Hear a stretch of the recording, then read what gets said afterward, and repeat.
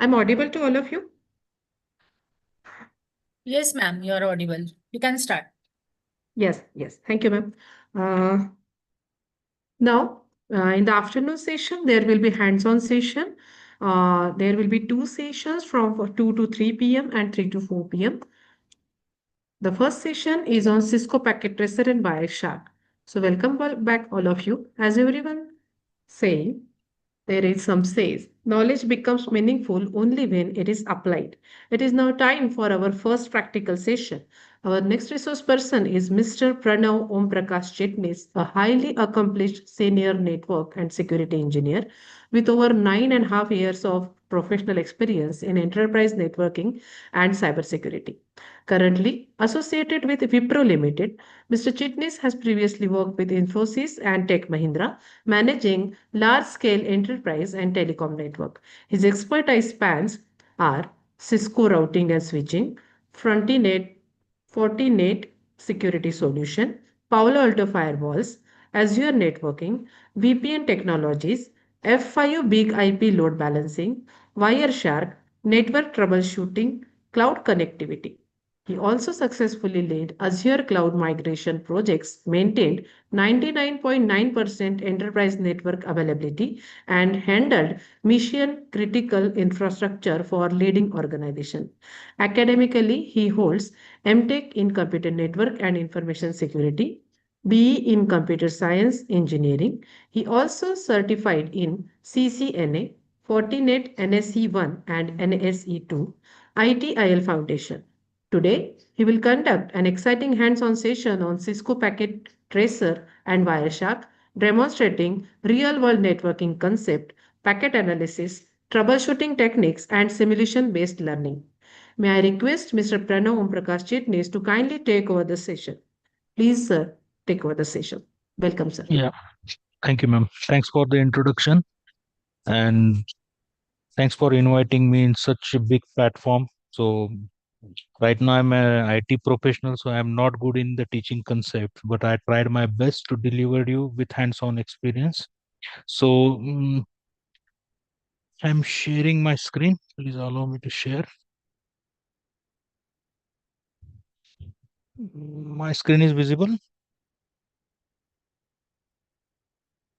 Yes, sir. Yeah, thank you. So basically, I'm trying to complete the. I got the assignments list, but I'm just focusing on the practical sessions what they are containing in your lab manual or something like that.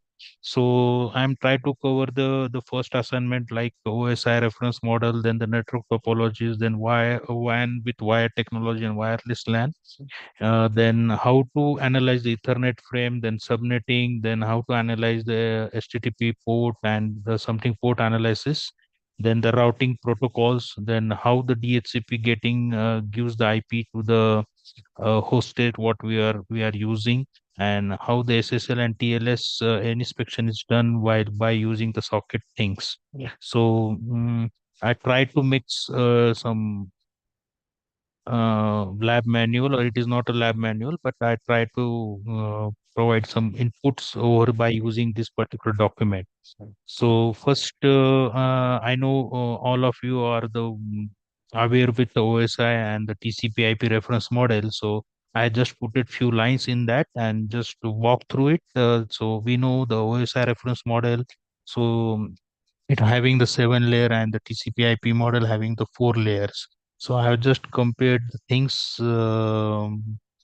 by using this particular thing. So as we know, the it starts with the physical layer, then data link layer, then network layer, then transport layer, then session layer, then presentation, and then it is an application layer. So these are the layers. But in the real network, how the communication is taking place. So it should be taking place with the protocols. So it is the protocol is nothing but it is a set of the rules how the communication is taking place. So the first of all we define the rule, and other parties need to be followed those rules. So the protocols are nothing but the set of rules. So on the physical layer, so what we have to do, the it is just our cabling infrastructure. In general, we call as an L1 connectivity. Data link layer means how the communication is taking place at the layer 2. So it having the Ethernet and the PPP.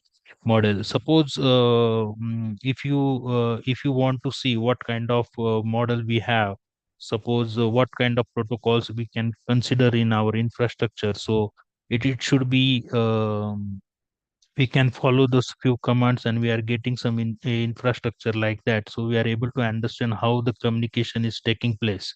Suppose right now I am connected with ethernet adapter, so it should be I'm getting one IP and I'm getting something like that. So while I'm getting a physical address, so that time we can say it is an L2 communication because it having an L2 MAC address.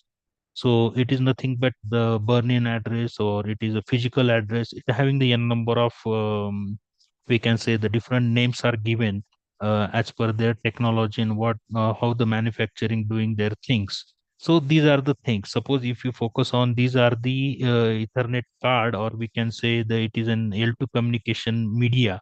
So it having a wireless adapter, or it should be having the different types of wireless adapter. It should, and they having it's their own MAC address. So it is a unique address for each and every time. So it is not cannot be repeated on some another MAC addresses. So it having a burn-in address we can say, and we can follow that. It is a new universal MAC address. So like that, then it will be move forward to the network layer. So in general, we call as a L3 layer. So that time we are getting an IP. Suppose each and every IP is associated with the one MAC address. If you see here, we are getting one IPv4 address with associated with one MAC address. Here we are getting the MAC address. So if you see, if I get one IP, that IP having one MAC address. So it is a basic thing while we are doing the networking. So you can consider it is your first name and the last name. The first name should be your the MAC address, and last name is your IP address, like that. So we can consider it is a general thing, but it is not. We have to summarize in this way also. Then the packet travels to the another layer having the TCP and UDP connection. So in general, we can call the TCP is a reliable connection and UDP is an unreliable connection. So so suppose I want to take this chance. So difference between TCP and UDP. So right now we are connected on the Zoom meeting. So it should be a TCP connection or the UDP connection. So it should be an UDP connection. Suppose some packet losses happened, but there is no impact on the day-to-day life. So that time we can say it is an UDP connection. The TCP connection is reliable, so that time we have to use that connection. So there is a no session loss like that. So that time we are using the TCP connection. Then the session is nothing but how the sessions are maintained by the application layer, or what it may be a L3 layer we can consider. Then it should be data encryption and the decryption layer. So it will be the authentication is taking place, how the data is decompressed or encrypted in the different formats, so we can get that data on the presentation layer. The application layer means how the data should be represented to the end user. So it should be following some protocols that is port number 80 or 44320 or SMTP protocol. So it depends upon these things. So these are the some basic idea regarding the OSI reference model. Then the we can focus on the TCP IP model. So it having the four layers. So other layers are it's combined in the application layer and transport layer. The first two layers are the same, and they are following the same protocols. So the what kind of protocols used in the OSI reference model, the same protocols are used in the TCP IP model. So most of the time, the day-to-day life, what the in the network infra, we are using the TCP IP model. So it having only the four layers, and the communication is taking place between the four layers. So so it is a just comparison I have created. So just walk through it, and what type of mapping, how the TCP IP. If you see here, the application layer is the common thing, and the presentation is combined with an application layer. Session layer is also combined in the application layer. So the upper three layers are in the one layer we can consider. So other are will be the same things. What the things and technology, how the things are going in that, and the same protocols are used in the different layer. It may be a TCP/IP model or the OSI reference model. So the physical layer is nothing but the wired infrastructure, or it may be a wireless, or it may be a fiber connectivity, where it having the n number of things, how the communication is taking place as per your media. So we can call as a physical layer, we can also call as a media layer. So what kind of media we are using? Suppose we are taking one real world example. Suppose you are on your browser, if you are following the www.google.com, so it should be having it is an URL base. So it should be going to the DNS name server, and then DNS get one IP for that particular URL. Then the TCP connection is established, and then after we can say the packet is crossed over the internet, then it should be then it should be what type of media you are using, then it should be converted into the frames, and then it should be get that particular destination, and destination then respond, and it then we are getting one page on our web browser, we can consider in this way. So there are some advantages and disadvantages of the TCP IP and OSI reference model. So these are the few things regarding your first assignment. And if we focus on the second assignment, so I'm focusing on this particular part. So there a number of tools are available in the market, but the Cisco Packet Tracer is a proprietary tool from the Cisco itself. So they are giving an experience how the network is established on the Cisco Packet Tracer, and we are getting that information what kind of the routers, the physical device actually work in the infra. So like that, we are getting some experience. It is a simulation tool we can consider, and we are getting the things we can achieve how the things are getting in the day-to-day infrastructure. So we can create one topology, and we can find how the things are going. So suppose for this particular lab, the software requirement, it should be an Windows machine. We have the software is available for the different OS also, but right now I am working on one Windows machine. That's why I put it the Windows OS version. What may be, it may be a 10 or 11. If you follow this particular URL, then you are able to download the Cisco packet tracer from that particular URL. But before that, you have to register to download that. Means you can use your Gmail ID. It is a free, and there is no charge from the Cisco side. So it is a free software we can consider, and you will get the latest version, the Cisco packet tracer software on that. Suppose I will show you how it will be look like a Cisco packet tracer. I have downloaded for you. Um, take some time to open that, but it will. Yeah. So these it look like this, means it is a Cisco packet tracer, and it having one logical and physical things can be done. So you can create a geographical things, and you can put here your one router, another router, and you can, it is a branch office, or you can create like this topology also. But I'm just focusing on the logical part. You can explore the software how it will be having the capability, it having the n number of capability to do your simulation in the different way also. um, Okay, so this is an interface for the Cisco packet tracer, and if you follow this particular URL, then you will get that packet from you. You can easily download that packet. Okay, so the theoretical part, I think you are all of aware how the topologies, different topologies are available. That is a bus topology. So nowadays we can't use that topology, but for the theoretical person, I can understand it should be taken care, because it's the basic concept how the network can be communicated with each other. So so this is a one PC, and another PC is connected like this, and it having a one single media is connected. So that topology we can call as a bus topology. Then it should be a star topology.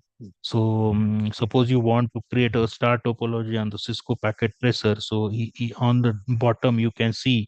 So here you are able to see these are the routers, these are the switches, If you move your icon on cursor on this particular icon, then you are getting that thing. Suppose I have selected the switch, and here I'm getting the different switches are there, so you have to drag and drop the things like this. So here we are having, it is a complete physical switch what it having. I think it is a 24 switch, and if you see here, they are having the 24 ports are available with a different MAC address on the here. Are you able to see on the last column? You are getting some MAC addresses. So we can consider L2 device. It is a layer 2 device, and it should be communicating on the Ethernet frames only. So these are the some basic idea regarding that. And if you want to create a bus topology on this, then I am not able to see. Yeah.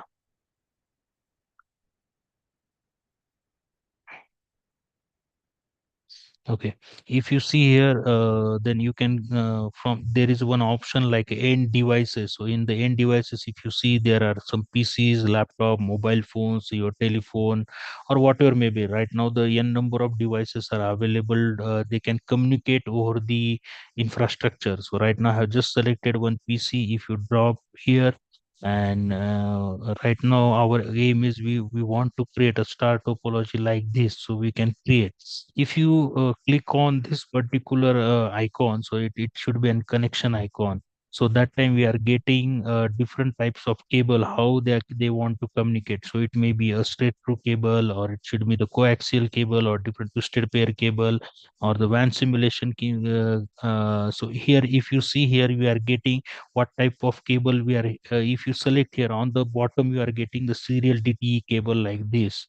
So if you select the first cable, so it may be automatically choose the connection type. So we are, don't worry about it should be a straight through cable or whatever may be. You have to just click on that particular port, and it automatically select the port, and it should be connected with the your endpoint device. So it is like that. And if you click on this particular thing, and suppose you want to configure one IP address, you have to just double click on this particular icon, and you are getting a new what we can say, the new window. So we are getting, so here these are the network interfaces card what are the available for this particular PC. So if you go on the config, so here you will get what type of Ethernet interface card we are using right now. So it should be a fast Ethernet they're having. So here we can say, I already told that it having one MAC address, just we have to associate it with one IP. Suppose if you click on the desktop, and here you will getting the another browser. So on the on your PC, what type of the things are available, so you can browse like this.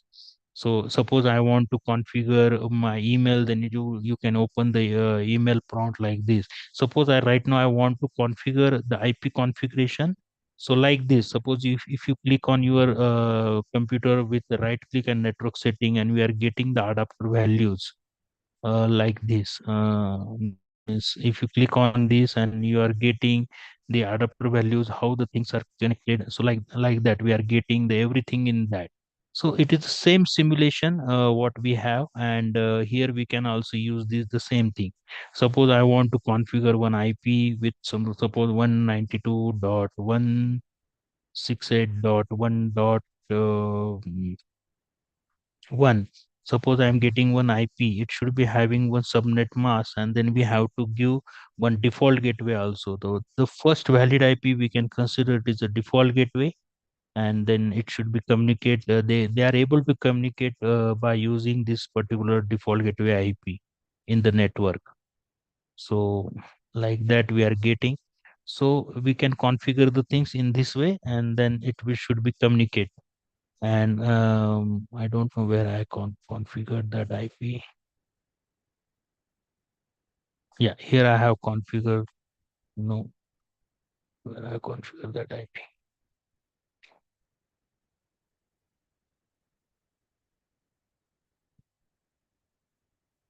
So in this way we can able to configure like this. Suppose once again I will configure 192.168.1.10, and the subnet mask will be US slash 20, 24. and 192.168.1.1, it will be your default gateway.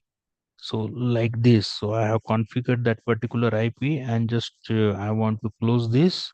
And if I want to see that particular IP once again, then you have to go to the desktop, uh, IP config, and here you will get the things.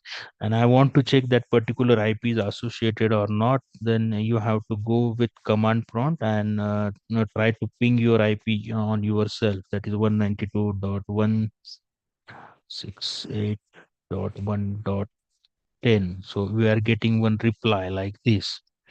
And like that we can configure, and they are able to communicate with each other, because it is an L2 communication. Suppose I want to same thing, I want to do that, then I will configure the same thing, that is 192.168.1.11.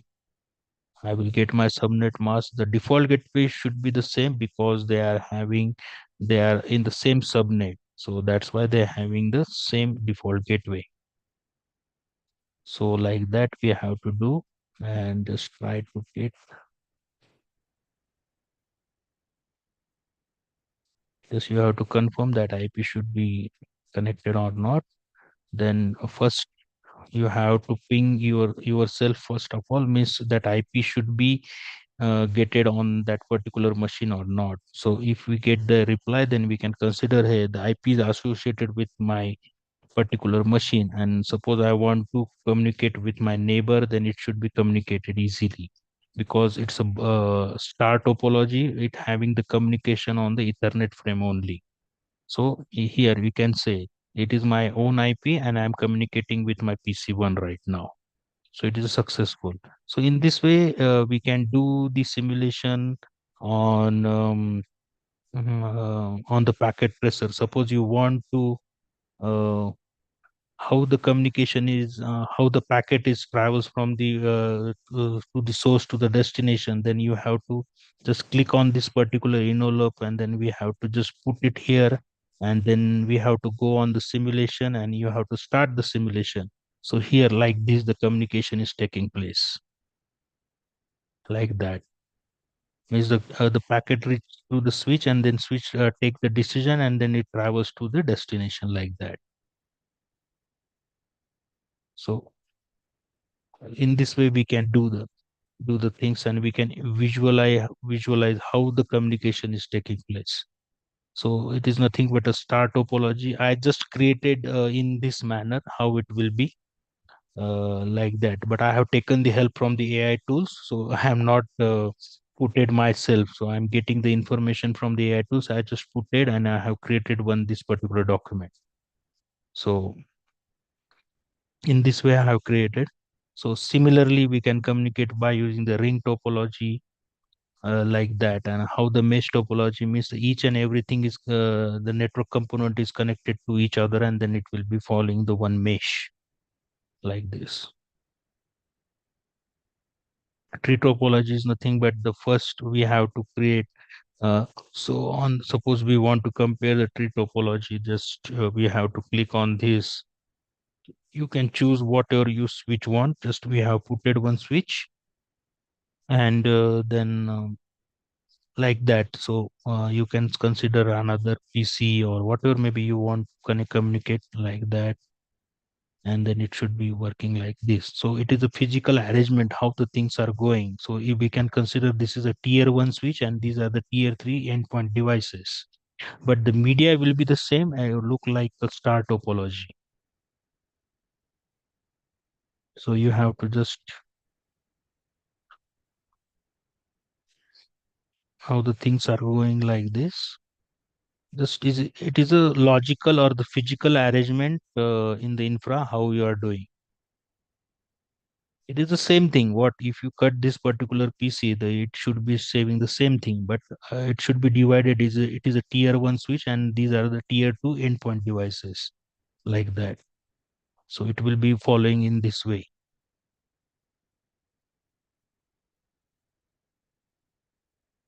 So these are the some hybrid topology, means we can combine the n number of different topology, and we are communicating the in the infra. So how the media is basically divided into the two main part, that is wired and wireless media. So wired media having the different types of cable, that should be a twisted pair cable, where it will be used, what will be the speed, and what the advantage, and what I have put it some disadvantages also like that. So in this way we can focusing on uh, what we have created in this.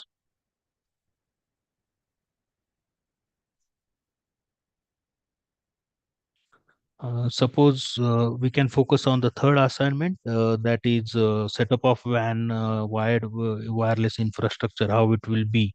Suppose if you follow this particular document, then you are able to understand what we have to do on the packet tracer. So if you think that it is a network diagram, so it is our router one, router two, and it is connected one. The first router is connected with switch, another router is connected with the wireless router, and one switch having the three PCs are connected to this switch, and some laptop, smartphone, and another PC is connected on the wireless infrastructure. Suppose you want to create such a topology, then you have to select a new um, what we can say, you have to select the new logical plane, and then you are able to get that router. Yeah, you have to click on the router, then you can select the router module, what type of router module you have to use. So you have to put like this, then we have to select one switch as per our topology. So you can select any switch, right? So these are the Cisco modules, what type of the Cisco modules they have. And if you see in the document, there is a we have to select the wireless router. Then we have to go on the if you see here, these are the hubs, and here if you click on, these are the wireless devices.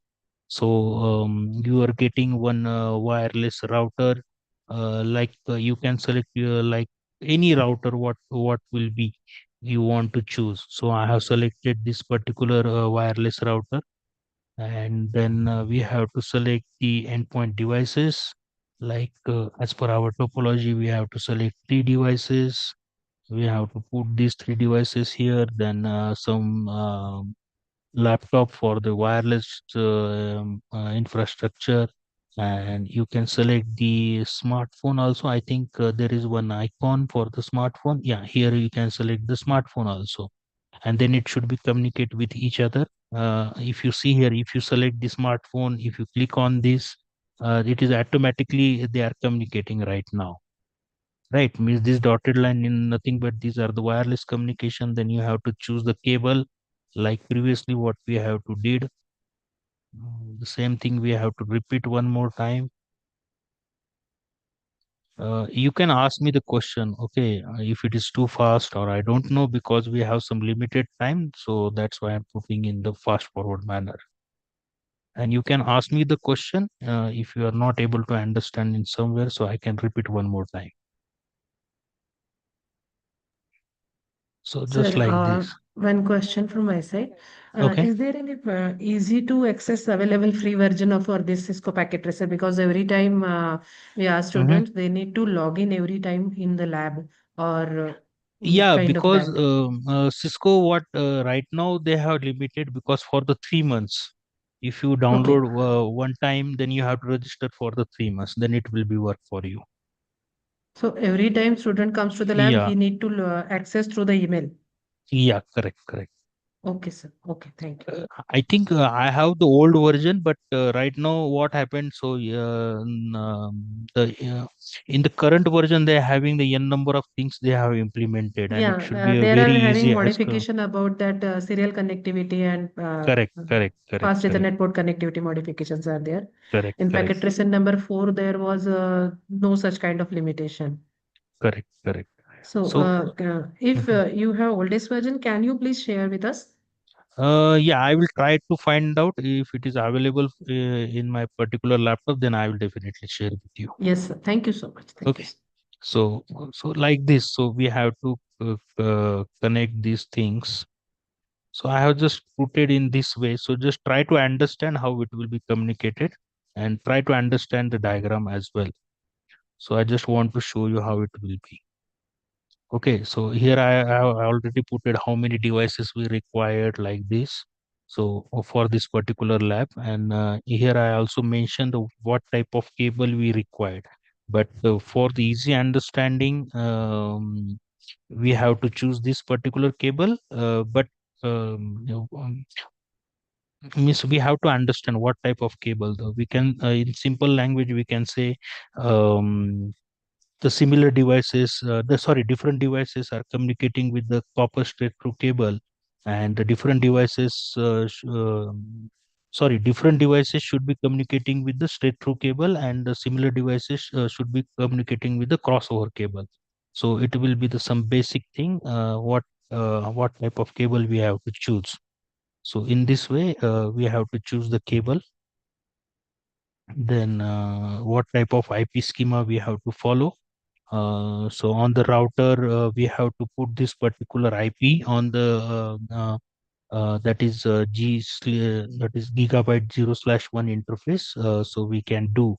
So suppose I want to do in the same way. So here, if you follow the this particular instructed lab manual, so here if you want to configure on the router one, so I have put it some command also. So how it will be configured, what type of IP address you are getting. So you just double click. You have to access this particular router, then you have to double click on this and just go to the CLI. Here you have to put some initial configuration. We have to put then you have to put your router name like this. Then you have to put some IPs. That is, in general, we can put the Cisco by default IPs. And it should be having enable password secret is different, and another configuration password is different. So you have to put in the similar way what type of password you are using. If I choose the same password, then you have to if first for the enable I have put it the same password, and I'm using the same password for the secret also. So they are not accepting because it should be a different password. So in the first example I have put it a small letter Cisco, in the second one I'm putting the caps lock Cisco.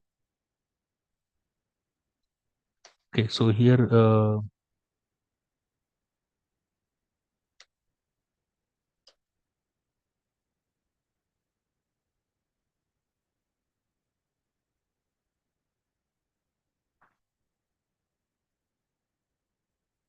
so here I'm getting the modes, we can say.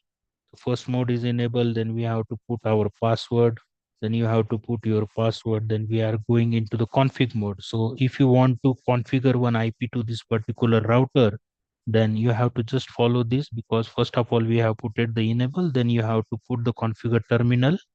So Cisco taking the some short keys also, or you can paste that particular you can you are follow through the config word, then you should go for that particular interface, then you have to copy this and you have to put here, then just paste it, then you are going to that interface, and right now we want to put one IP for that particular interface, and then just we have to put that IP. You just for copy this particular command and you will get that IP as well.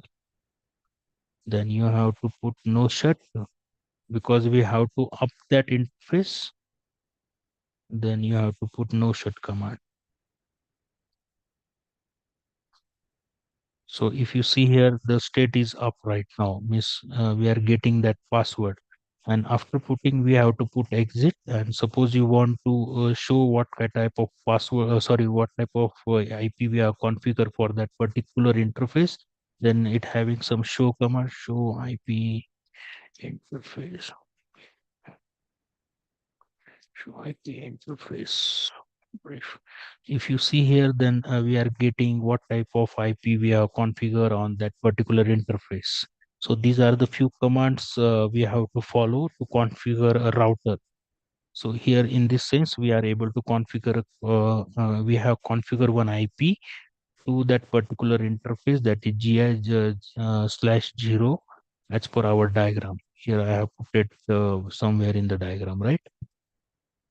So similarly, we have to follow the same commands for the another router, that is gi0/0.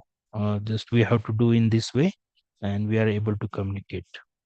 So if you follow this command on those particular Cisco packet tracer, in this way we are able to configure the things. For the wireless router, so we know that how the communication is taking place, so we required one access point ssid. So here we have to configure that. Just you have to double click on it and then it will be open. And if you see the GUI interface like this, and then we have to click the wireless, and here you can put as per your settings what type of settings you require, like SSID, what type of SSID you required. You have to put here. I have put it some name, that is a college Wi-Fi. Then you have to just copy from here, and you have to put the SSID name and what type of security is enabled. So what type of the things it is already given in the that particular manual. Okay. So in this way we can configure the wireless also. You just follow the step by step how the things are going, then you are able to run this particular lab. And for the testing, we have to check the ping command right now. So suppose we are trying to ping something, so we are getting the response in the packet, how many packets are sent and how many packets are received, and there is a no loss, then we can consider the lab is successful. So the packet flow I have put it. So the packet is initiated from the PC1, then it should be landed to switch, then it should be go to the router, and then it should be follow the WAN link, router, wireless router. So as per our requirement of what type of packet you want to send over the internet. So I already told how the simulation will be work. So you have to put some payload on that particular check the connectivity. So you have to put the icon here and you have to just simulate, so you are able to visualize. Oh my god, how it will be stop working, sorry. So in this way we can able to conclude our lab. So it is already we have given, then just we are focusing on the next chapter, that is Wireshark, how the Wireshark will be work.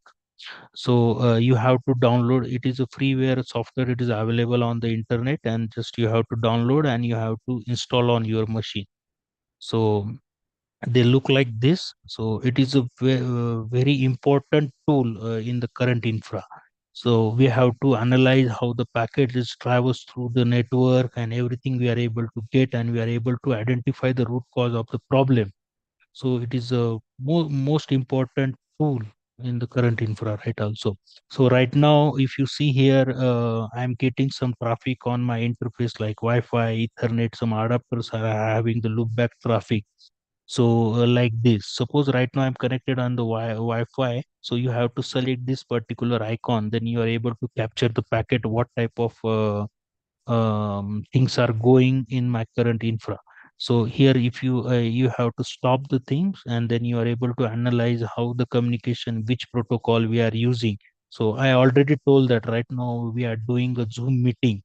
So that's why I'm getting the UDP packet here. So you are able to understand how the UDP is taking place, the things are taking, and how the communication is start. So here you can see how the communication is taking place by using the UDP protocol like this. So I already told, because right now we are on the Zoom meeting, so it should be follow the UDP protocol, and I'm proving here by using the packet capture. Hey, I'm following the UDP protocol right now. So here we can see that if you double click on it, then you are getting, so as per, if you want to analyze the L2 packet, that is an Ethernet packet.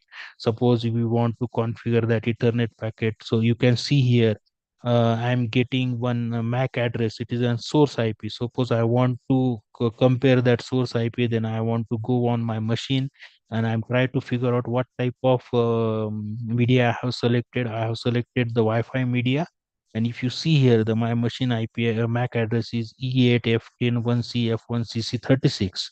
The same MAC address I'm able to see in my Wireshark also. So this by the source, and it will be going towards the IPv4 packet. If you see here, we are transferring the things, and how the Ethernet frame is working, like it having the source MAC address, destination MAC address, then having the FCS value, what type of values are we are taking place. So here we are able to visualize how the things are going in the network, and here we are able to identify. So these are some hexadecimal conversions. So just ignore that part, but it is in our, we are general in our language, we are able to identify how the things are going. So and it is a very clean tool, and just you have to filter. Suppose you want to filter only the Ethernet frame, just you have to apply the filters. Here it is a filter window, so you have to click on that particular window and hit on enter. So you are getting only the Ethernet packets, how the things are going in the network, like this. You have to check like in this way, right? So I have created some lab instructions how it will be work. So we know on the Ethernet frame we have to follow the destination MAC, source MAC, Ethernet type, what type of payload we are putting, and frame check sequence. So it is a very important aspect while we are focusing on the frame check sequence, because we know the Ethernet frame is about the 48 bytes, and some bytes are used for the source MAC address, some bytes are used for the MAC address, like this. So Ethernet frame is combination of the destination MAC address, how the 6 bytes are there. So we know that the MAC address is a 48-bit number. So if it is a 6 byte, then we have to multiply 6 into 8. So we are getting that final values. So in this way, the frame is working, Ethernet frame. Is there any question for me? Here I have put it how to install the Wireshark. So just you have to download the Wireshark, and then it will be work on, we have to launch that application. Then you have to select the interface what I have already shown previously, like that. Suppose I want to create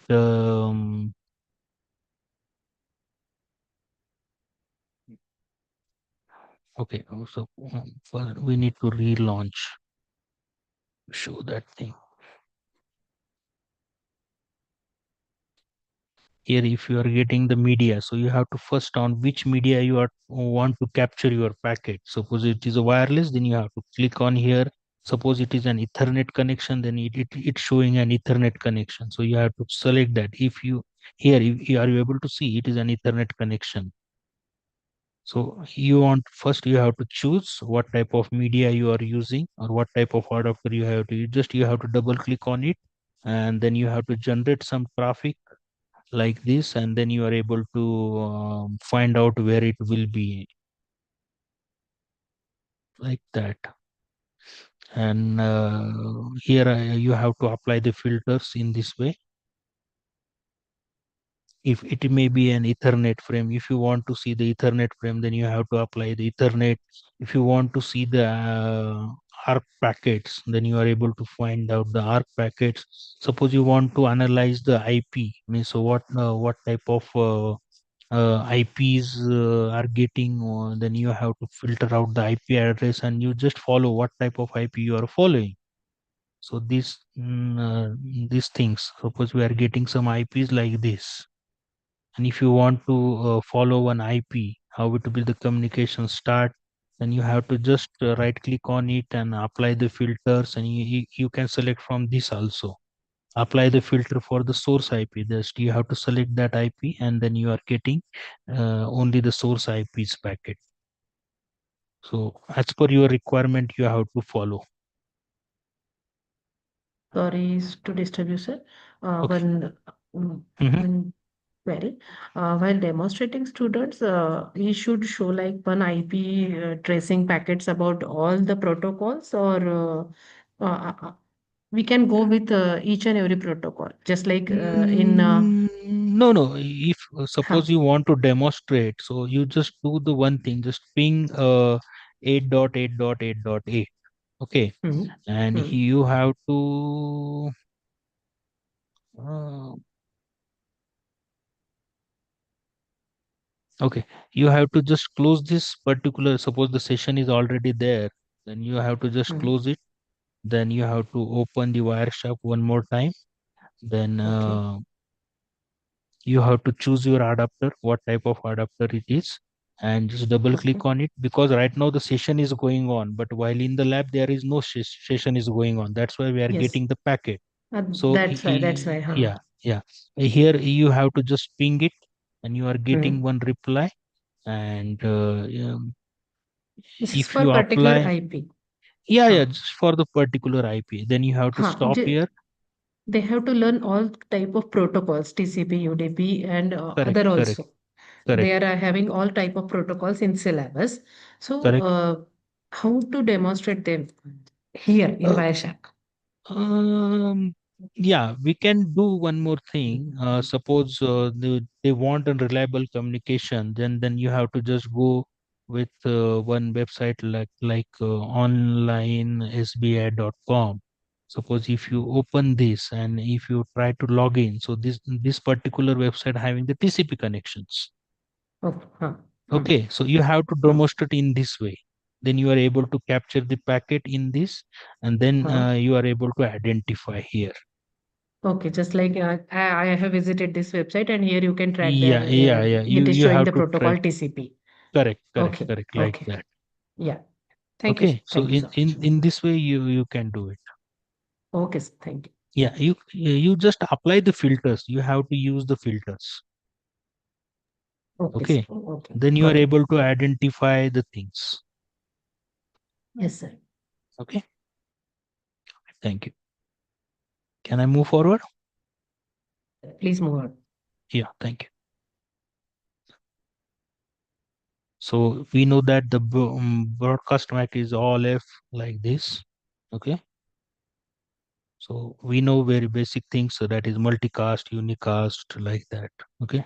Just follow these things. And so here we can see the Ethernet type, what type of you are getting. That is, suppose it is a 0x800, then it should be IPv4. So where we are able to find out. So it should be, we can able to find out on the Wireshark. Suppose if you click on the Ethernet, then you are able to see, hey, it is a 0x800. Okay, so you have to understand it is IPv4 communication. So right now, in the new version, we are getting the values, but in the previous version, we have to convert this hexadecimal value into the what we can say the binary value. Then it should be a numerical value. That time we are able to identify. But right now, it is very easy. So if it is a 0x800, so we can consider it is an IPv4 packet. So these are the Ethernet type what we have put it. And here also the purpose of the filter. Suppose you want to follow the Ethernet frame, then you have to put filter as ETH. If you want to follow the ARP request, then you have to follow the ARP filter. If you want to follow IP, then you have to follow IP. Suppose I want to follow the ICMP. So currently I have captured the packet for the ICMP. Let's try to figure out we are getting ICMP or not. If you see here, I have put it the ping command, right? So ping is an follow the ICMP packet, right? I have put it the ICMP, the ping, and I have put it for the 8.8. So I am getting the destination. So it will be ping, request, reply, request, reply, request, reply, like that, right? You can demonstrate in this way also.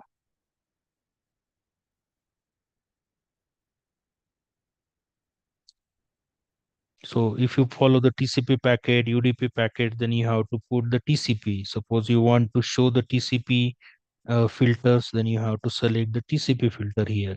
Then you are able to identify what type of TCP connections are going. You just double click on it. You have to expand your destination, what will be the things. Then you are getting here, you are getting everything. What type of payload we are using, like that.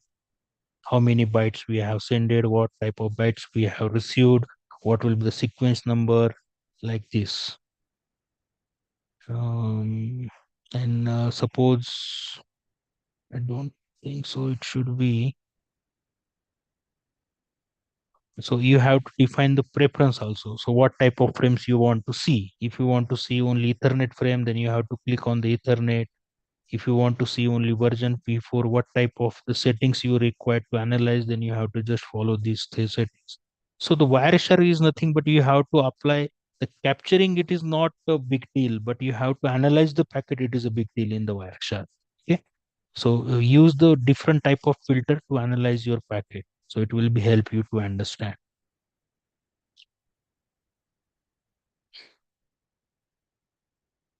So like that, it is also there. Then subnetting, we know that very well how the subnetting is going on.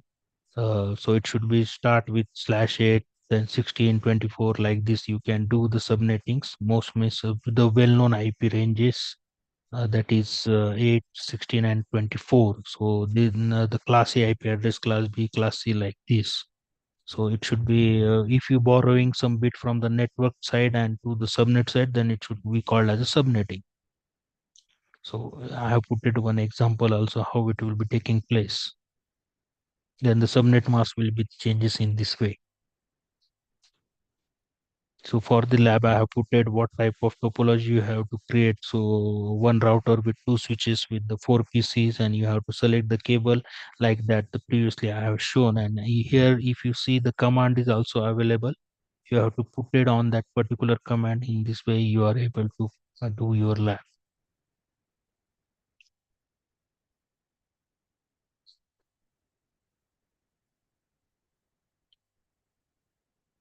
I already put it this few show command also. So you have to re-verify your configuration like this.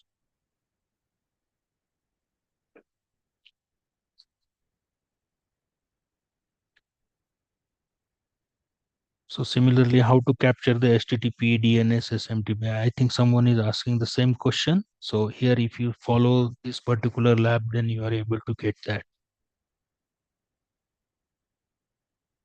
Suppose you want to access the HTTP, then you have to go on the browser. Here, it is a 443. Just you have to put HTTP, then slash or something like that. Then you are able to run that particular on your browser. Then you have to capture the packet, and then are you able to see how the port number 80s work, like this. I put it right. For the DNS, how it will be resolving, then you have to follow the port number 53.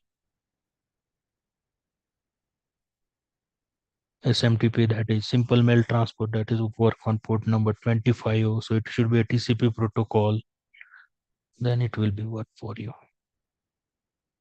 And here I have put it one thing, how to capture the packet. Suppose you are putting this way, observe the in Wireshark you have to apply the filter for HTTP. Then you will get the get request get response like this. Let's try.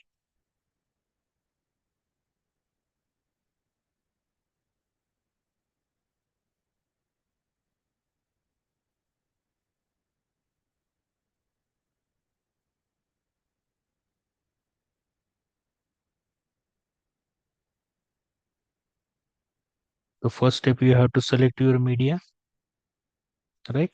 And then you have to go on the browser and put this. Okay.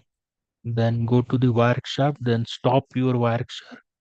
And if you follow this particular document, then what type of filter we have to apply? That is HTTP. Just go to the Wireshark, put the filter as HTTP, and you are getting one thing, right? So here we are able to demonstrate how the HTTP is work, right?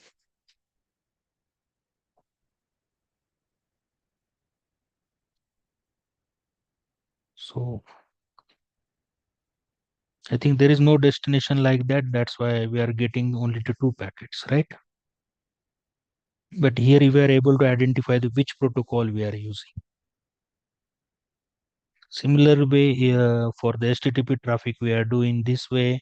For another,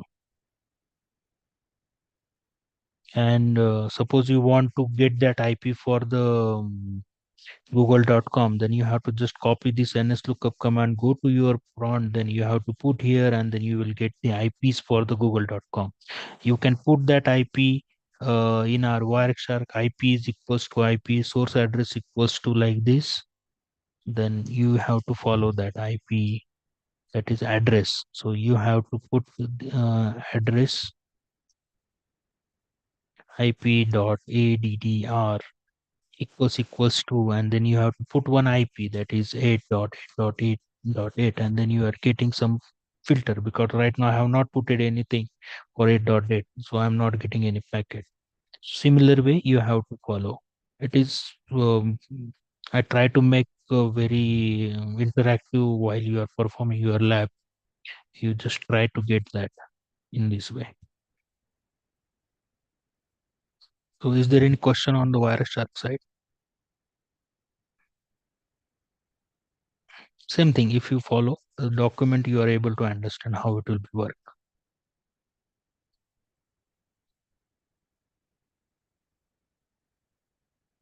Same thing on the router, you have to configure the protocols. I know it is a network layer protocols, how they are communicating with each other most of the times. So right now, as per the industry standard, most of the time we are using the BGP protocol, because the BGP is scattered into the two well-known protocols, that is eBGP and IBGP. So right now we are not using the RIP and the OSPF in the infrastructure. So, but for the understanding, we have to do that lab also. So it is the same thing, what type of topology we are getting. So you have to choose the two routers. So what type of subnet on the router one, it should be follow 10.0.12.03 subnet, and then it will be 23 subnet for the other router, and how it will be communicate like this. So I created one. Just try to understand the diagram, and if you are not following the diagram, just put the same thing. Then you are able to get your topology on the Cisco packet tracer as well. I think my time is over. It's 3 now. Let me know. Shall I continue or I need to stop here? So there is the next session also. Yeah, yeah, yeah. Yeah. So I will provide this document to all Yes, of sir. you. Yeah, Yeah. and if you have any doubt, then my email ID I am putting in this chat group. Then you can email me on my email ID, so Yes, sir. I Please. can help you on that. Okay. Yes, sir. Please, sir. Yes.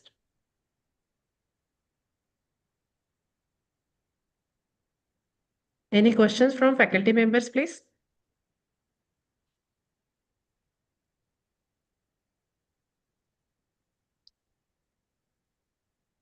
Okay. So thank you so much, sir. Your industrial experience and practical demonstration has given us participants valuable exposure and professional networking tools used across the enterprises. Also, as you have shared, anyone from us can ask you the queries. Definitely, we will be sharing the material with all the faculty members here. Now, Okay. it's the time to move to the next session. Thank you so much, Pranav sir. Thank you. Thank you. Before that, I would like to request all of you, please switch on your camera. We have to take we have to take a photograph. Switch on your camera and please give it a smile. My session is, I think it should be boring for all the It participants. was That's really why. informative, sir, because I was continuously observing. It was really Yeah. informative. Okay. Okay. Thank you. Okay. Thank you. Thank you so much, everyone. You can switch off your camera. Thank you. Thank you, Thank sir. you, ma'am. I'm dropping now. Thank you. Yeah, thank you, sir. We will now move to the next session, next practical session, which is on assignment on socket programming.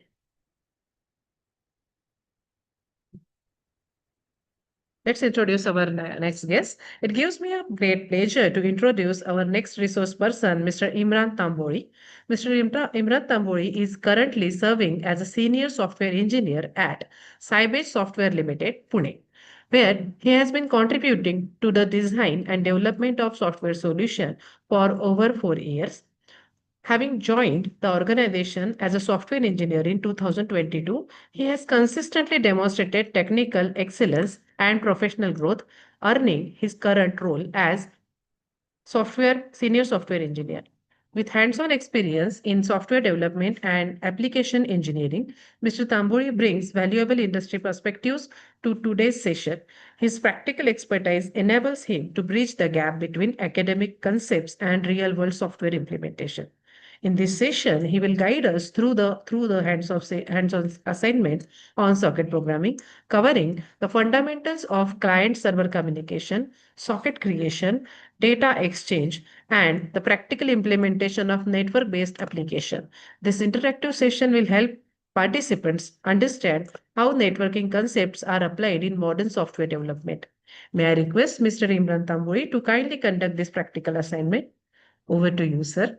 Sir, please check your mic is audible. Yeah, Kindly. ma'am. Am I Yeah, audible? yeah, yeah. Thank you Yeah, so much, sir. yeah. Yeah, Thank you so much, please hand Rushali, over to ma'am. you, sir. Yes. Thank you so much, Rushali, ma'am, for introducing myself. Yeah. So, am I audible properly?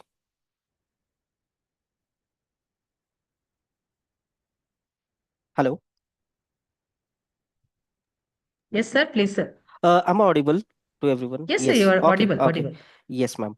So, thank you so much for bringing this opportunity to me. And yeah, I'll continue the session. Is my screen is visible?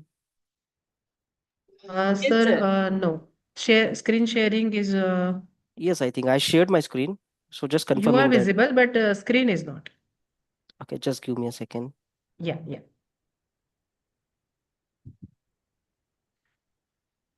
I think it is visible now. Nah, now it's visible, sir. Yes. So yeah, good afternoon, everybody. Already, ma'am introduced me. So once again, let me introduce myself. My name is Imran Tamboli, and I completed my engineering in 2011 from Siagat Institute of Technology, Lonavala, and I was a faculty member at DY Patil College of Engineering, Ambi, up to 2020, and then I switched to IT industry, and right now I'm working with a cyber software as a senior software engineer. So, in today's session, I'm going to cover a few topics like how socket programming, or how actual application communication, or how browser is going to communicate with the application which has been which are created. So, let's go with the presentation which I prepared for this FDP. Just give me a second.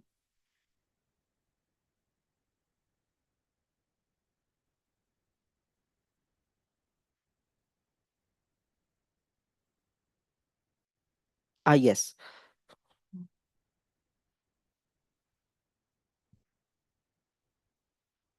So, the objective of this session is how the computer network plays a vital role in as per the industry standard, or in a actual, what we can say, in a software development, or in a complete software development life cycle. So, being faculty member, we are quite enough to take a practicals, like means whatever practicals we are conducting. So, those are traditional approaches. Like we just let me give one example, like. For socket communication, we just create a server Java class and client Java class, and we just run both the Java classes, and we just show the student like how the communication will happen in between those classes. So the objective of this FDP, or whatever content I prepared right now, so I just want to show means how actually these things are going to work in an industry, not only in an industry. This computer network technology, or this network concepts are the part of our real life. So if you read with this slide, like networks are foundation of modern software, any software system. And we also use Google Pay, that like banking application, payment gateways, microservices, or IoT systems. So being a software engineer, or being a faculty member, or being a student, it's our responsibility to know the how the actual communication will go in between the systems. So if we go with a traditional computer network, like a computer A will be there, then which we call as a server or client, then a network will be there, and there will be another computer, like which we can again call it as a client or server. But if we look at the industry architecture, so at the higher level, the user application will be there, the API gateway will be there, microservices will be there, and then database or any external system will be there. So the most important factor over here, like did we saw these layers previously? Yes, we already saw these layers previously. Like we all are aware of OSI model, like application layer, then presentation layer, kind of. So user application is a application layer. Then API gateway, it's a control. So in industry architecture, it is called as a controller, or it's a controller layer. So which is nothing but a presentation layer. Then microservice, then database or external system, which can be called as data link layer in OSI model. In industry, how these things are going to work, or how these things are actually carried out. So I'm going to demonstrate those things. But before that, let me show you, or let me give some brief of some terminologies. Like these terminologies are already known to us, but as per industry usage, how these terminologies change. So after knowing this part, we will get a better understanding of how the real-time applications are working. So like in networking concept, we are aware of IP addresses. So which are in industry, which are used for, yes, not only in industry, in real life also, everywhere it is used for server identification. Then port number is for used for application communication. TCP, reliable transactions. Like in industry, before creating any applications, the infra admin or the infrastructure team, they initially need to identify which kind of a communication strategy, or which kind of a transaction strategy we are going to use.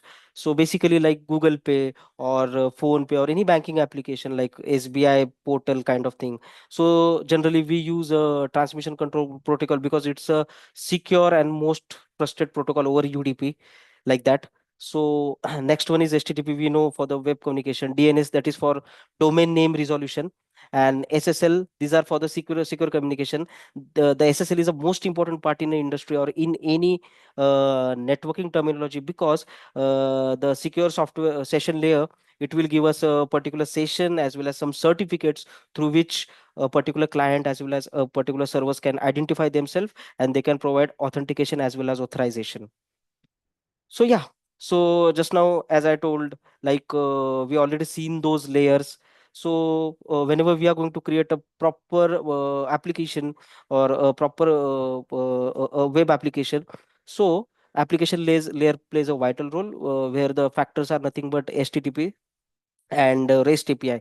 Now, what is REST API? So let me brief on this thing. Like REST is representative state transport. So it is one more protocol like TCP protocol, but TCP is only used for communication between the two client server or two modules. But REST API, it's a new form of a API. Like means a state of a data is not constant, like weather data.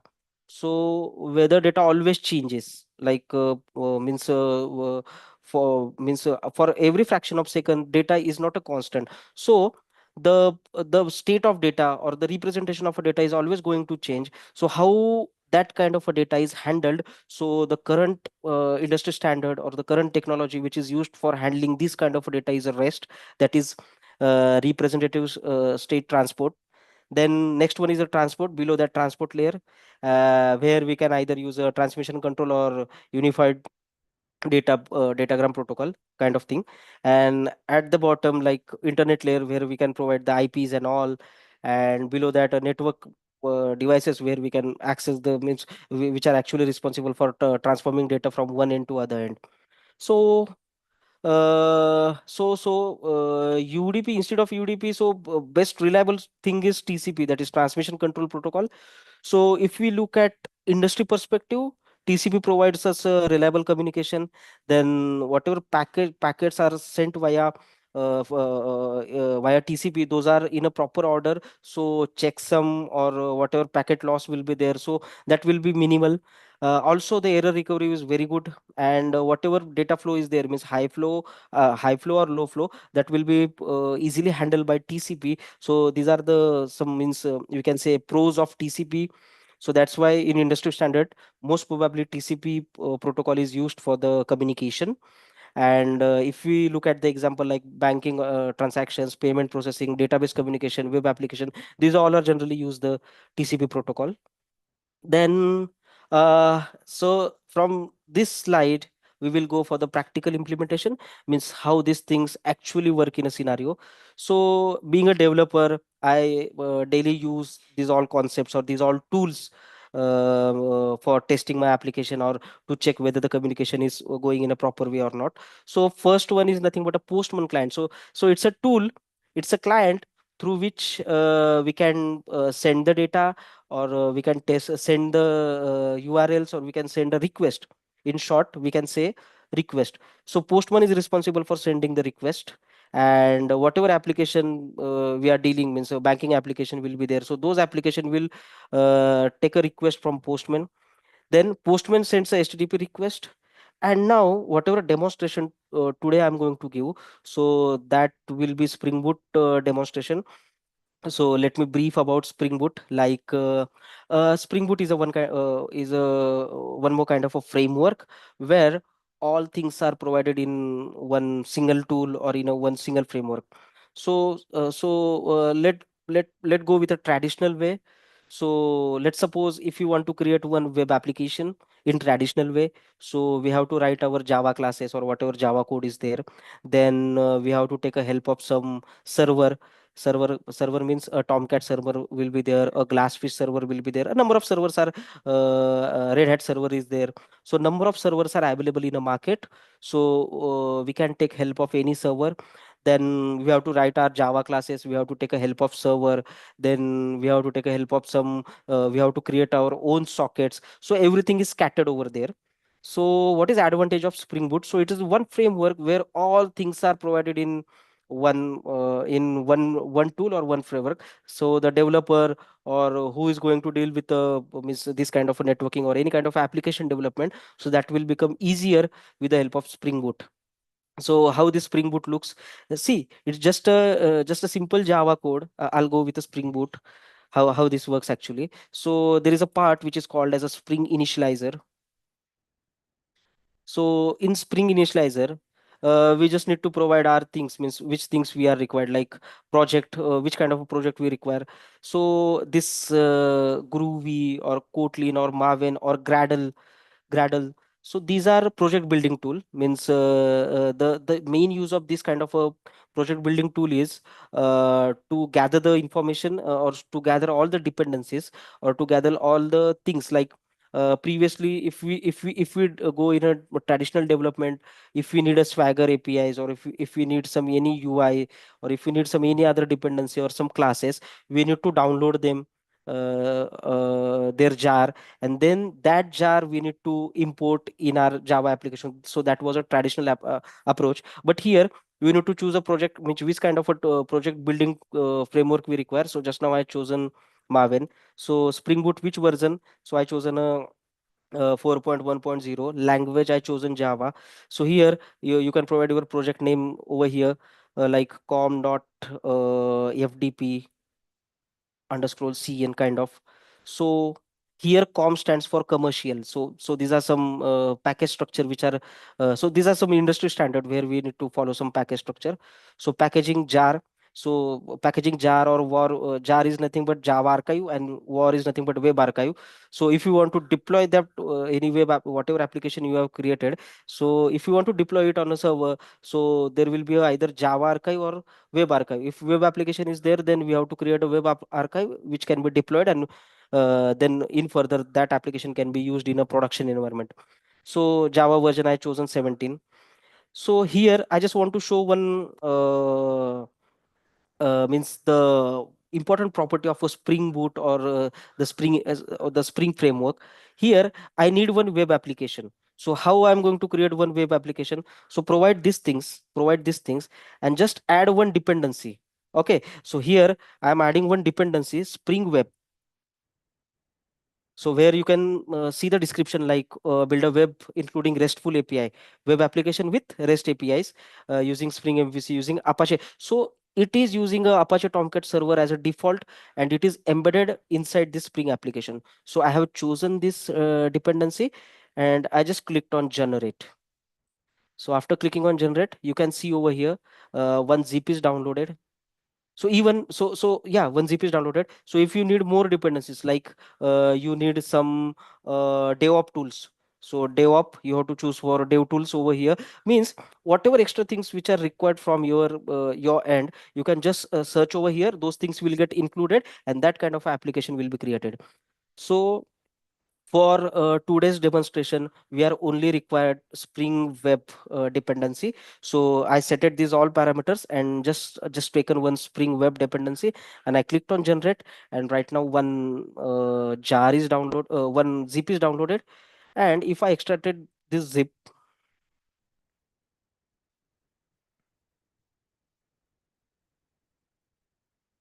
if I extracted this zip, one with okay, so it's a zip. Okay, so demo1.zip. So if I extract it, so we can see a one folder is created, means a extracted folder. So inside this folder there is one most important file which is called that pom.xml, which is project object mapping xml. So inside this xml, the complete project description is there, means which kind of a project is created. So after doing creation of this kind of a project, just go to any IDE. Now IDE we can use like NetBeans or Eclipse. So I'm very much handy with the IntelliJ, so I'm using IntelliJ. So just come over here and just open that downloaded folder. Go to that downloaded folder, click on pom.xml and click on open. So let's go with demo 2 because I already created one demo 1. Open as a project in new window. And if you see the magic, so the real magic begins from here. uh, a web application is created from our end. Now you guys will ask me how this web application is created. So if you open this pom.xml, we can see two dependencies, starter parent, and at the bottom we can see web MVC, as well as we can see web MVC test. So this is the web application, and here in a source folder there is one inbuilt application class will be there, a demo application with Spring Boot application annotation. So actually so in advanced Java previously, the means we study Swagger, we use advanced Java concept. So right now, after learning Java, what is advanced Java, learning Spring Boot, Hibernate, these things will come under advanced Java. And now if I run this application, so real magic begins from here. You can see the logs, and you can see started demo application on port number 8080. Hola. Yes, wait over here. Tomcat started on port number 8080. That means our web application is started. Now, under this package, we need to create our classes and all, and then we can demonstrate whether whatever classes or whatever things are created from it are going to work in a proper way or not.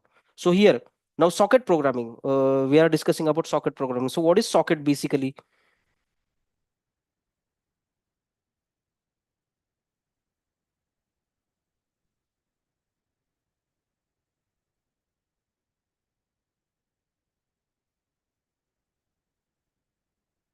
So socket basically contains three parts, like a socket is used for the communication. So socket generally contains I think a port number is there. There is a I think combination of three things. Socket contains host name, then port number, and then URL. So combination of this three thing is known as a socket. Even if we browse any website like google.com or any website, so here if we look at here, so this is the means protocol TCP/IP, then google.com. So here Google is nothing but a host name, and we can see internally some sockets are specified. So this complete thing is called as a URL, but in URLs somewhere we can see the socket. Now if we see at our local application this port number 8080, so complete URL will look like or complete URL will look like HTTP localhost. This will be the host name, then 8080 is a port number, and this is our URL. So this complete thing is called as a URL, where this is nothing but a local host, and with the port number this thing is called as a socket. Okay, so right now we created one simple web application using Spring Boot, and also we started that application. Once again I will show you. You just click on run,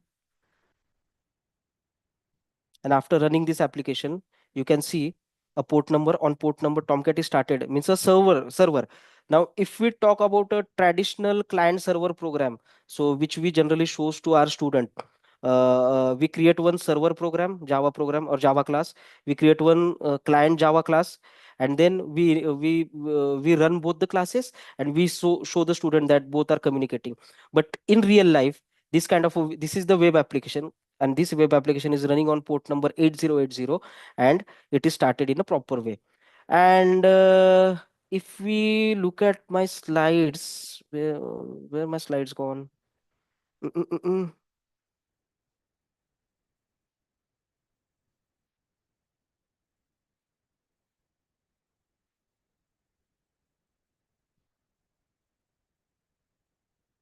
Okay, so I have shown before Spring Boot, I had shown a Postman client over here. So how this Postman client look like? So the Postman client look like this. So you can access through URL. You can simply go to the browser and type for Postman client. So you can get a API client, which is nothing but a Postman. You can download it, but basically I'm using browser client.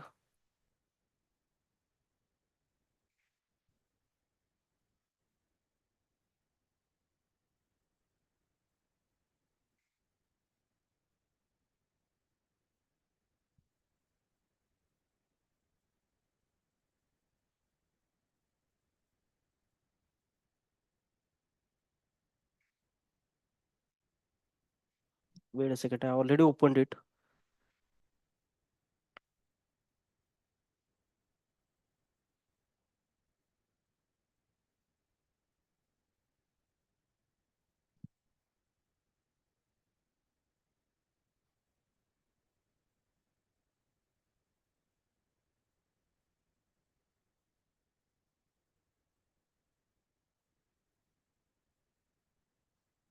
Okay, so the Postman client will look like this.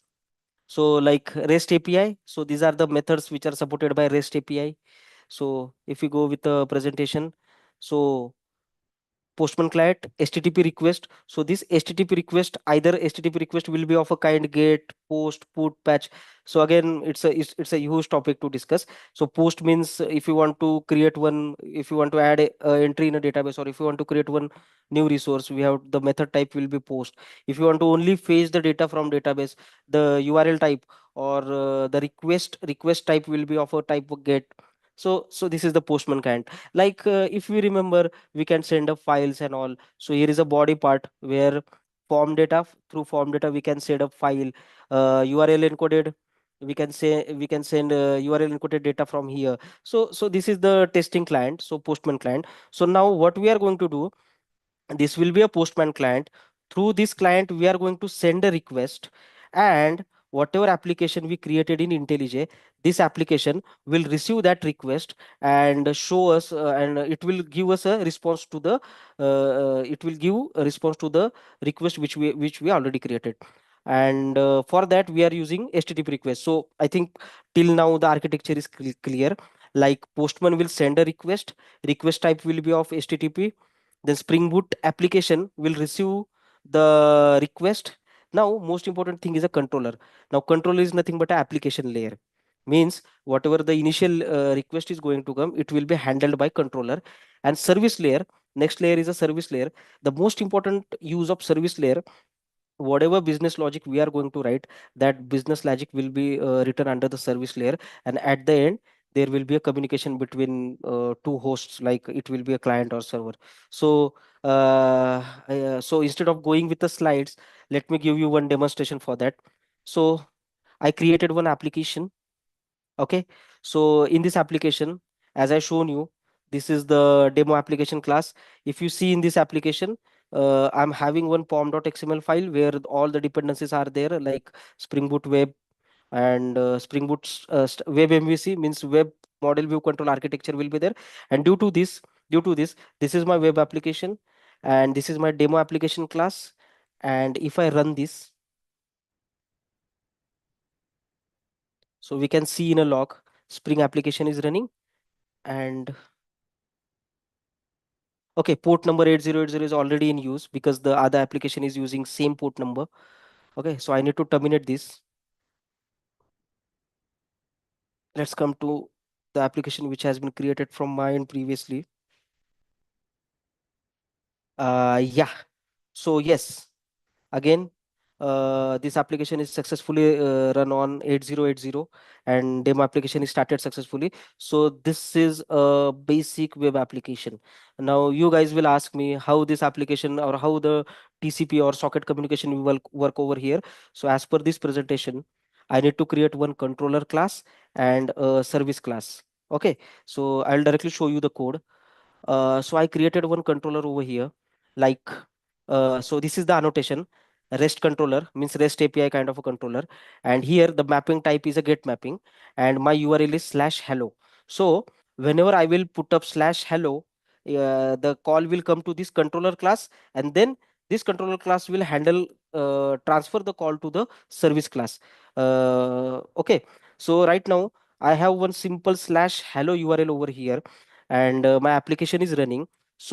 So here we can take out some things, like here my port number is 8080, and this application is running locally. So if I go to browser and if I type http colon / localhost. Okay, so my host is localhost. My port number is 8080 right now. So if we see 8080, and just simply I created one controller class with which is provided with a REST controller. Class name is hello controller, and these are the Spring Boot annotations. These things are called as a Spring Boot annotation, which will provide the mapping. So here get mapping. So right now, if I look at Postman, if the get HTTP request type is get, then here I will write get mapping. If it is a post, if the method type is post, here in a application I will write post mapping. So it's a means this is the actual Spring Boot kind of a thing, so which cannot be covered in the same session. So just I'm briefing this thing. So right now we are taking help of which mapping, get mapping. Okay, and my application is running. We can see over here application is running. And if in a browser I write 8080 /hello, why I am writing /hello? Because the URL I provided over here on /hello do this thing on /hello. So there is a method called as say hello, and in say hello method, for /hello call, return hello world, your Spring Boot app is working perfectly. So this message should be written. So when a successful communication or a successful this socket 8080 socket is successfully accessed, then the call will come to /hello, and it will print it will return hello world, the Spring Boot app is working perfectly. So let's test this. Hola. So Spring Boot application is working perfectly. So this is the simplest implementation of a socket programming, instead of going with a traditional way with a Spring Boot and the current industrial standard. So being developer, what I do, suppose I'm working on a banking application. So here /payment /get record /get transaction, these kind of a calls are there, and this kind of a method we able to write, and inside those methods we are going to write our business logic kind of a thing. So /hello. So just now I shown you with the browser. If you want to see with the Postman, so again same thing, method type set a get, and just write over here like http http colon slash slash localhost colon 8080 slash hello and send the request. Hola, you will get hello world. Your Spring Boot app is working perfectly, which we given in application over here. And this thing is most important. We are teaching, we are going to teach the student like how the socket communication is established. So this thing is most important. 200, okay. These are called as a HTTP status codes.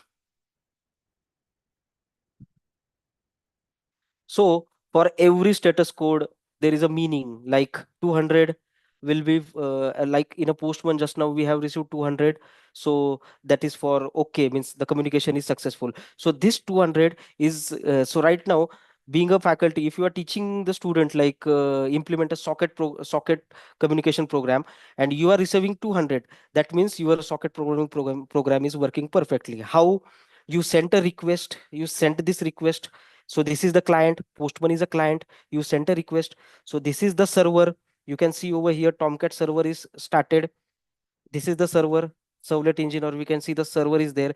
Means this client sent a request, this client sent a request which is which is received by Tomcat server, which is started on port number 8080. And after successful receiving URL, it sent a written message and we got a response. So in a postman, this is request and this is response. So there are two parts, request part and response part. Also in browser also, if we see in browser, through URL we are going to make a request, and in a body we are going to see the response. So this is the request and this is the response. Similarly in postman, this is request and this is response. So here we are getting 200.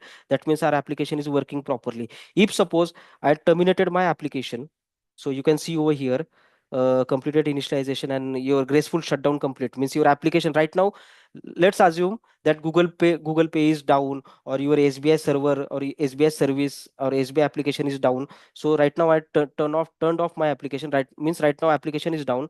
And right now if I hit my API, so I will get some means connection error. Even in a browser also I'll get some connection error kind of things, means this side. And we also face this kind of a problem like connection refused and kind of thing. Sometime we will get 400, or sometime we will get a 500. 500 means if we see the status codes, so I was on a status code page, status code, HTTP status code.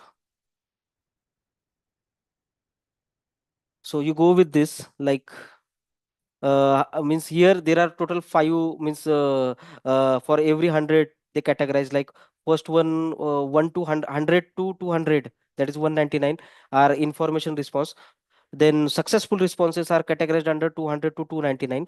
Like just now we got a 200 successful response. You can see over here we got 200. Let me turn on the application. Okay, so after turning on the application and again hitting the request, yes, we got a successful 200 response. That means this 200 is nothing but successful response.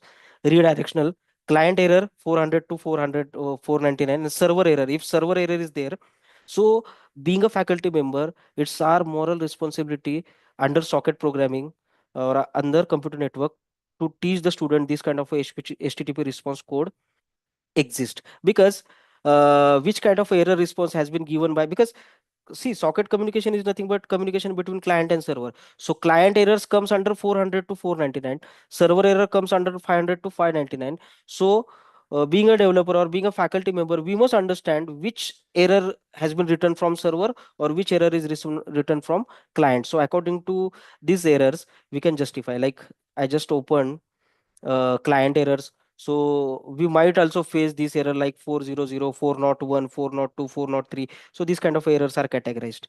Okay. So so right now I just shown you the demonstration. So ये जो पूरा demonstration अभी मैंने बताया, so this was the only part of this thing. Like postman client से request भेजो, HTTP request will be there. Spring Boot controller will take a request and return the response. Now we have to go with the service layer and TCP communication. So for explaining this part, for explaining this part, we will go with the assignments which we are going to conduct. So the assignment number one, which I chosen for the implementation, is a TCP connection. So here I created one controller, TCP controller. You can see here a request will come slash TCP, and then a request will come slash send. And when the request will come slash send, I had written one more method like send, where I called a service class. And this is the TCP service class which I created, TCP service, where it will return the TCP communication successful, and with the message which I am sending from the browser में जो भी message मैं type करूंगा, so it will return me TCP communication successful with the message which I typed. So let's test this. Means if a student will do this kind of a programming, so this will be the real world kind of a example of TCP communication. So I hope this thing is understandable. So in a HTTP again, instead of hello, I will call TCP slash send URL. So this kind of URL has been appended by me. You can see over here in a controller, TCP controller, I appended slash TCP.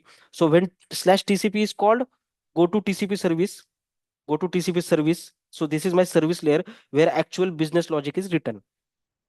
And then how it will going to work. So when slash TCP is called, it will go to TCP service. Again for TCP service, it will look for slash send, and it will go for process method. And if I click go to process method, this process method will return this message. So again URL will be like slash TCP slash send, and then message. I'm typing message hello how are you, and I hit this message. So you can get hello how are you. If I update my message hello how are you Imran, then yes, same message is written from the server. So I think from this implementation, we are getting clear idea how TCP communication or how socket programming is going to work. So this was the first assignment prepared by me. So unlikely in controller we use a REST controller annotation, and in a service we use a @service annotation. So this Spring Boot internally it identifies which is the controller, means application layer, which is the service layer. So using this annotation, this Spring Boot makes application development, basically web application development, much easier, much simpler. And here we can see a controller package is there, a service package is there. So this kind of architecture increases the readability of a developer or a programmer. So yeah, so this is the first program which I shown from my end. Let's move to the second program. So I prepared one more program like CRC control. So being a faculty member, you already clear with the logic, like CRC stands for uh, uh, uh, uh, uh, what is CRC, like I already taken out the notes. CRC, that is cyclic redundancy check. This assignment is also included in your syllabus. So we need to check the how the cyclic redundancy check works. So this is the flow, like sender sends. So here so what is advantage of this CRC?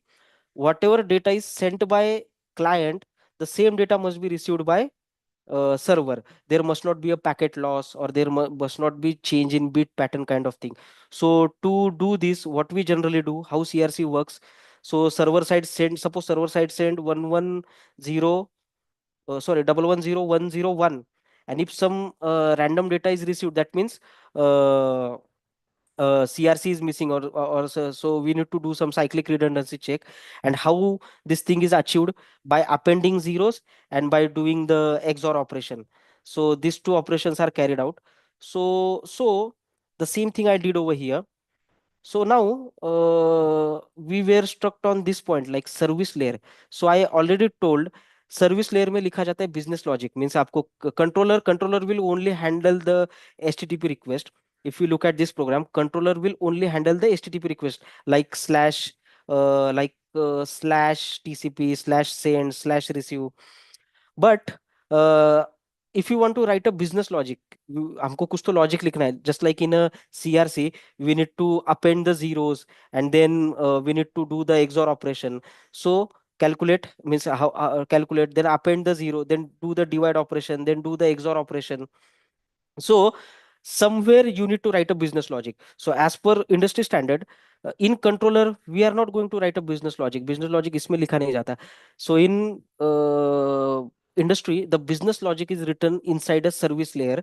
And how to identify the service layer, I already told. It is annotated with the at the service annotation, and we can provide our business logic. So again, I'll show you the CRC logic over here.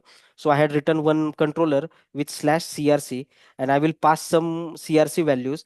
Then this CRC will go to the service layer. Okay, and service layer which is written as a service dot calculate. So in service layer, a calculate method is written. You can see in a service class, TCP service, sorry, CRC service class, the main logic of that divide and then append the zeros, divide and then do the XOR operation. This logic is written over here. Okay, so means just यहाँ पे बस इतना बताना था कि whatever business logic will be there, it will be written under the at the rate service annotation. अभी आप बोलोगे सर इसमें डेटा भी आएगा. सो डेटा आएगा. So again there will be one more package, controller service, and below one more DAO package will be there, or repository package will be there, which will communicate with the database. So this is called as a model view architecture. And then it will go to the database, it will fetch the data. So simply कैसा है, controller will take a control, service will do the business logic, DAO layer will go to the database. For example, we are having fetch all employees kind of URL. So it will go to the database, fetch all employees, and here in a postman we can see the list of all the employees. Here we will get a list of all employees. Or in a URL, sorry, or in a browser, we will get a list of all employees over here whenever we will hit that URL.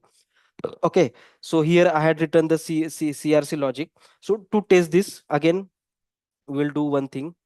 I'll add one more request, like uh, HTTP instead of send. CRC was my, and here I am setting data as this and divisor as this parameter in request.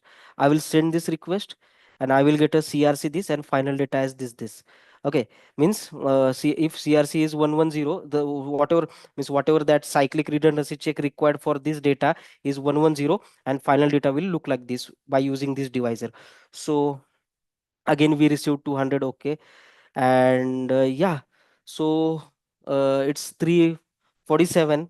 So in hurry or in a harsh way, in a rapid way, I just prepared only two assignments. One more assignment we can go with, like if you want to send a file, there is one more assignment in computer network. You want to send a file, so in a body you can see form data. So here instead of text we can choose file, and we can attach file over here, like new file. And we can provide a file over here, and this file will get handled in a backend. Again, here in a backend, where wherever we are going to write our controller.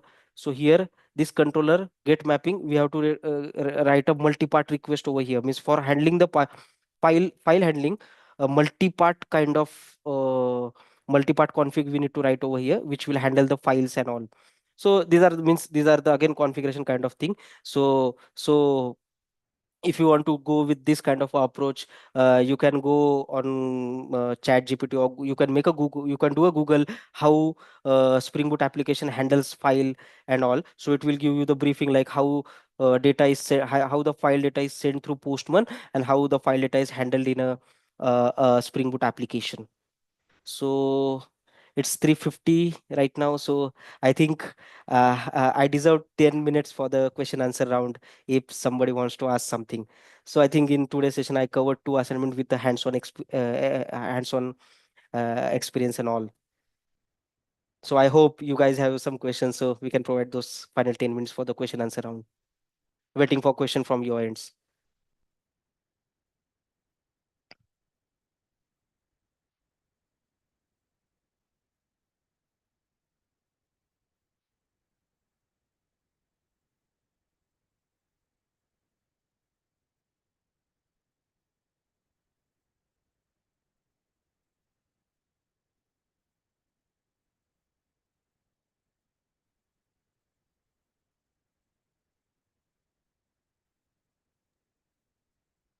Any question, guys?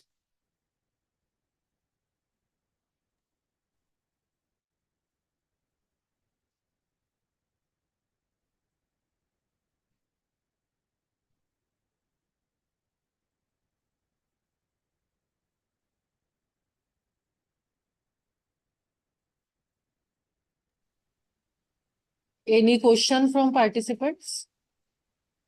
They can also drop the message on chat box.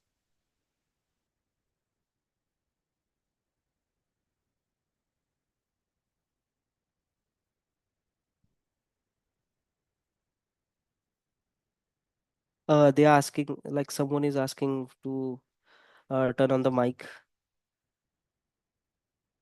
Okay, okay. You already turned on mic. Okay.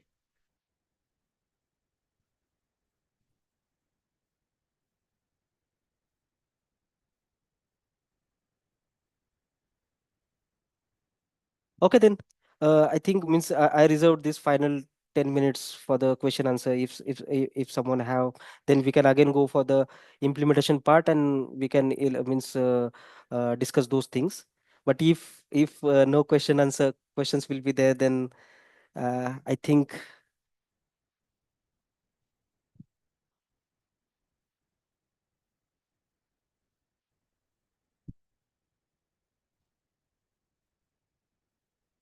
Yes, any questions?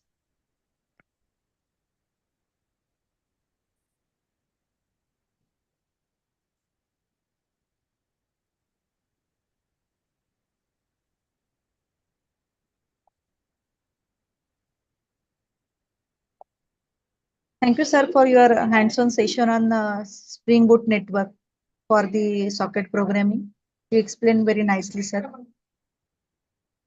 Yes, ma'am. And I would like to thank Savitribai Phule Pune Vidyapith for giving me this opportunity to have a faculty development program. Even I would like to thank Keystone College of Engineering and Principal Dr. Sandeep Kadam sir for giving me this kind of opportunity.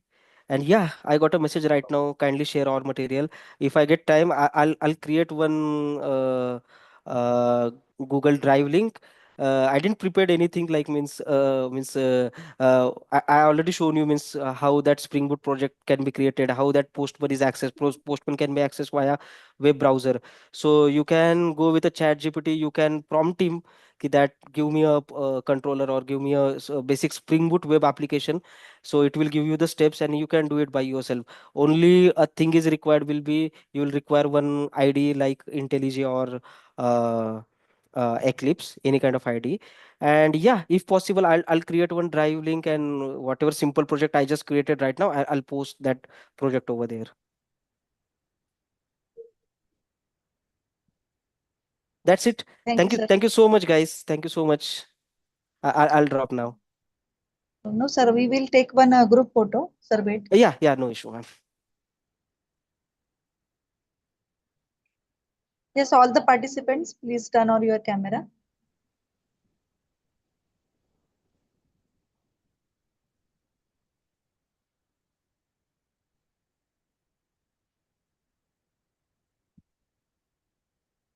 Okay, sir, wait for vote of thanks.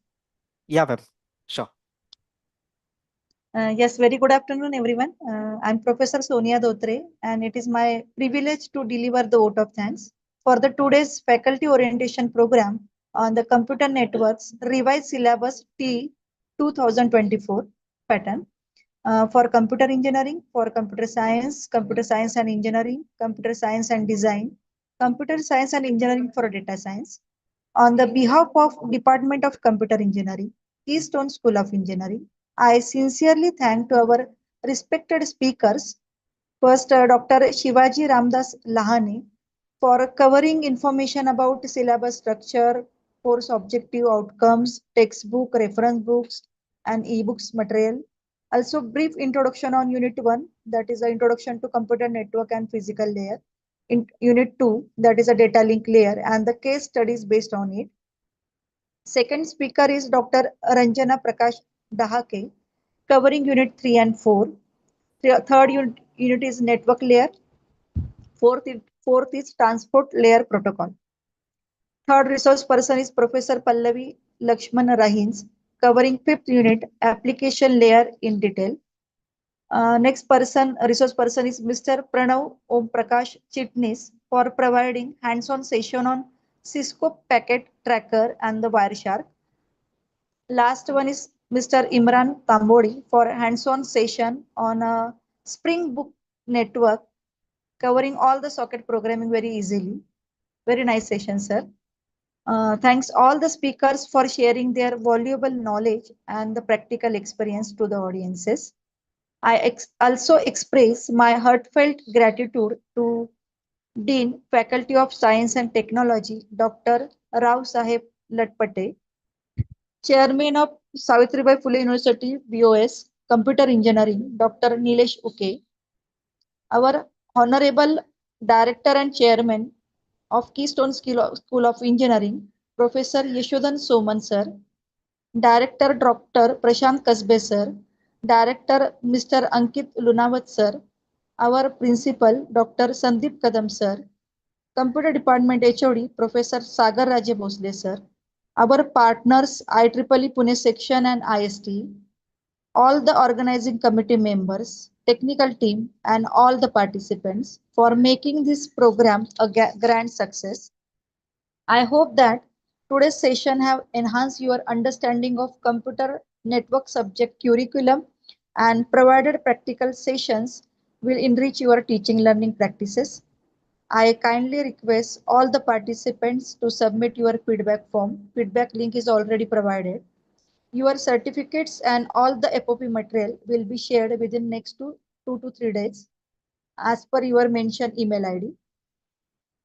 Once again, thank you for all for your support and the active participation. Have a wonderful day. Thank you.